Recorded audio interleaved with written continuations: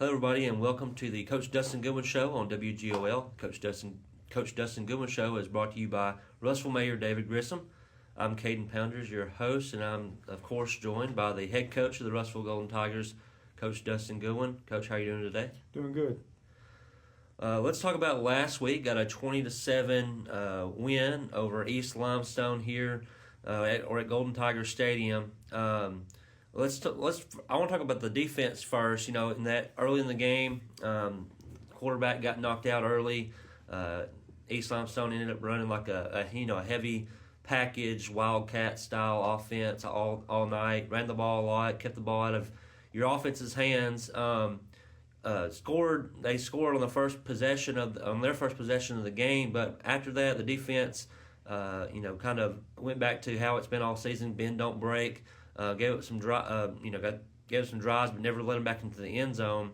After that, first of all, was what East Limestone ran kind of what you expected, or was it different from what you prepared for last week? And how important were adjustments after that first drive to keeping East Limestone out of the end zone the rest of the game? Well, they definitely thought our defense played well and kept us in the game, and I'm glad that they did. And you talked about the drive, the first game, the quarterback getting knocked out, and them going into their short yardage package. I mean, that's one of those things to where you try to touch on when you see it on film, and you try to have an answer for it, but you really don't think the whole game is going to turn into that. We knew, and we talked about last week, them having two or three guys that ran the ball well. The quarterback that got knocked out was one of them.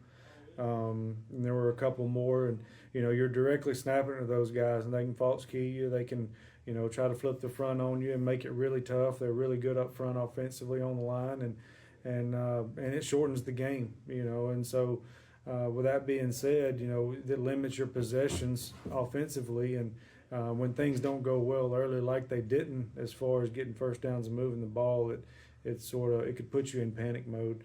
But I thought our kids did a good job of handling the first half overall. Coaches did a good job of making adjustments at halftime, and ultimately in the second half we were able to get a few more possessions and getting some points on the board. We scored once and should have scored twice. With the snap that went through our hands and hit us in the face towards the end of the game in the fourth quarter. So we had our opportunities. We did some really good things. I think our kids are playing really hard, and I think our coaches are engaged in trying to help make those corrections, and our kids are trusting them to do it. So I think all those things are positives. I looked today, Russell's defense is top 15 in Class 5A in scoring defense. I've already mentioned how impressive, some of the games that this defensive unit has had. How impressed have you been so far this year with this young defense? Well, I have. We came into it replacing 5 or 6 guys, and knew we had to grow up pretty quick. And we've talked about it more than once. The region, the margin for error in the region is narrowing. I think it's becoming very competitive, top to bottom, and that's a credit to the coaches and the kids that are in the region. They're doing a good job and playing hard, and we just got to keep doing our part, and stacking days and doing things the right way and getting better each week. So, you talked about it a little bit. Offense struggled last week, especially in the first half. After watching the film, was there anything specific that you attribute to that? Well, we just traded times. They just, on first down it was player A, on second down it was player B, and on third down player C, and and it's like we said. I guess it was in the paper. I think I was talking to you actually.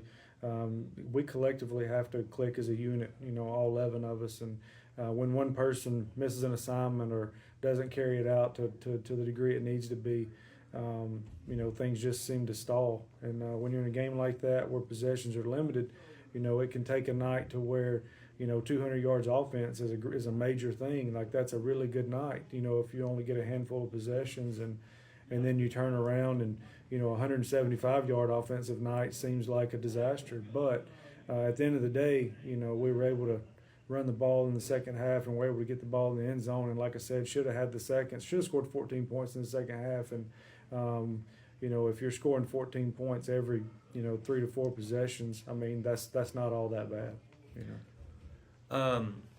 Not the prettiest win. You probably call it not aesthetically most pleasing win Russell's ever had.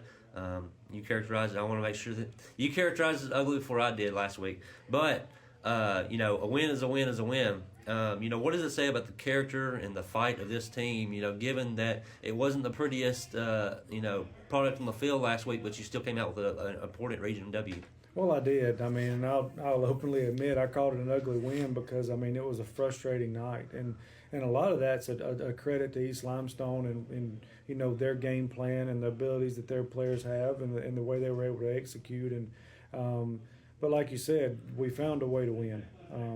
We were able to run the ball and get points on the board when we had to, and when we had the opportunities, and limited their scores defensively. We did nothing in the kicking game to hurt us. We did get the opening kickoff return for a touchdown, and that was huge. We were 43% on third down, which we would like that to be better, and we rushed the ball for 161 yards. Against a talented group that puts their emphasis on stopping the run, like most teams in our region. So it was not the best night passing. Felt like we missed 2 or 3 opportunities to hit big plays, and you have that, then you have another 80 to 90 yards, and then now you're sitting at 250 yards offense, and that's a good night against an opponent like that with what they're trying to do to you. So we didn't miss much. We're not playing with lack of effort. We're just continuing to grow as a team and get better, and if we win all of them, I'll take ugly wins every week. All right. With that, we're going to take a quick break, and when we come back, we'll get Coach Goodwin's thoughts on tonight's road region game at Ardmore. You're listening to the Coach Dustin Goodwin Show, sponsored by Russellville Mayor David Grissom on WGOL. We'll be right back. Welcome back to the Coach Dustin Goodwin Show, presented by Russellville Mayor David Grissom. Coach Goodwin, let's talk about this tonight's game against Ardmore. I'm going to first start with a question that I ask you every week. How was practice this week? What was the mood and energy like at practice? It's hard to have a high energy day every day, but I do think our kids were engaged. Assignment wise, we were really good this week. So we think we're on the right track and looking forward to going to Ardmore night and getting a game, playing a good game.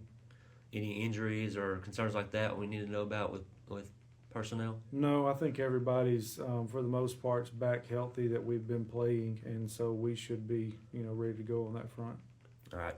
To the game at hand, what can you tell us about this Ardmore team? I think, if you know Russellville football versus Ardmore, they always characterize Ardmore as big, and they do have some big boys on their team. But what can you tell us about this Ardmore team? They're coming in. They're like you guys 2-2. The difference is you guys are 2-0 in the region. They're 0-2 in the region. They lost to Priceville and Fairview last week. What are their strengths? What are their weaknesses? And how do you plan on attacking those guys? Yeah, Priceville and Ardmore, Priceville and Fairview both are playing really good ball. So they've had 2 quality region opponents that they've just fallen short of. Like you said, I don't know what's in the water, but they are big. They've got good size, and heck, the nose guard is one of the biggest children I've ever seen. In high school, he's 6'7", 355 pounds, and is not a sloppy guy. He moves well. So they like to stop the run. They set their mind to do that. So. And get pressure on the quarterback. So we've got to be able to get the ball out of our hands and throw it some. But definitely want to establish the running game too, because the more balanced we are, the more we typically move the football and are able to score points. And offensively, they've got a good back. It's another week to where we're going to be tested in the box, and quarterback throws the ball well and he runs well also. And like you said, they're still going to be big up front. So our defense will have a challenge. I think they're up to it. If they continue to play the way they've been playing, and offensively, we've got to do better. We know that we've got something that's been hard to our kids this week, and knowing our assignments, which is they do, but carry them out to full execution is something that we've been focusing on, and I think they're ready to play. Is there a certain group that's going to be key to this game? Obviously, we talked about how big Ardmore is, and sometimes when you play those bigger teams, speed is your friend, but at the same time you still gotta block guys up front, and get penetration on defense. Is there a certain group that you think is going to be vital, that's going to play well especially for you guys to get the win tonight? Well, I think it always starts up front, and being as big as they are, we're going to have to be good in the box defensively. and we're going to have to be able to block people and get a hat on the hat offensively to move the ball, and whether we're on the ground or in the air. So I think up front is key for sure. And I think we overcomplicate things at times. If you block, tackle, and take care of the football, I think you always have a chance to win. So that's what we're looking to do. Getting into the meat of the region schedule now, third region game, but you've had the pleasures of the last two at home. This is the first time in about a month you guys have been on the road. A little bit longer trip than the Deschler trip. Is there anything you guys do differently when you're approaching or going into these longer road trips, schedule wise, or just how you prepare, or how do you keep guys, your players, focused? Preparation's pretty much the same. We have to speed up our timeline on Friday a little bit just to make time for the travel. Being this is a longer game, we'll leave earlier today than normal. We'll eat a little bit earlier today than normal. But we try to keep everything, once they're with us, pretty consistent. So it doesn't matter the destination. They're ready to go, and they pretty much have the same routine regardless. You probably know Coach Dustin Goodwin show next week. So whatever happens tonight, I just wanted to get this question in here. So maybe people might want to know, bye week next week before you play a big game against Fairview. You don't want to get too ahead of ourselves, but going into a bye week next week, is there anything different you do there in terms of preparation? Do you keep the same, Monday through Thursday schedule that you normally do? How do you approach a bye week? We try to stay pretty similar, but be conscious of the amount of time that we have our kids on the field. We don't want to overwork them. We want to, take the opportunity to rest and recover a little. But it allows us to focus on some of the areas that we need to really focus on to make ourselves better moving forward. We'll obviously start looking at Fairview when that time comes, but ultimately just trying to get our feet back under us, try to recharge a little bit, and get ready for the second half of the season. Final question for you, Coach. Like I said, you're getting to the meat about halfway through the region schedule after tonight. How important is it for you guys to get off to a 3-0 start in the region? Well, I think anytime you can get a region win, it's huge. You're one step closer to being in playoff contention and getting a chance to play those bonus games. And it hadn't been perfect. It never will be. But I sort of like the way where we are. We still have room to grow, but we're finding ways to win football games at this point. We're throwing and catching the ball pretty well. We're sitting above 65% completion percentage, and we've rushed it better over the last couple of weeks, and we're winning the turnover battle and playing good defense. We're +4 in the turnover battle for the year, and a couple of those even early in the season were sort of freak turnovers, tip balls or whatever. And I think we've got a chance to have a successful season, to do a good job, and we just got to continue to improve and invest in our kids and perform well on Friday nights.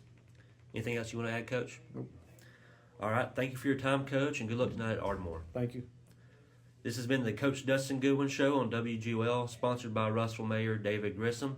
We'll be here in about 2 weeks for the next show. We'll hope you'll join us then.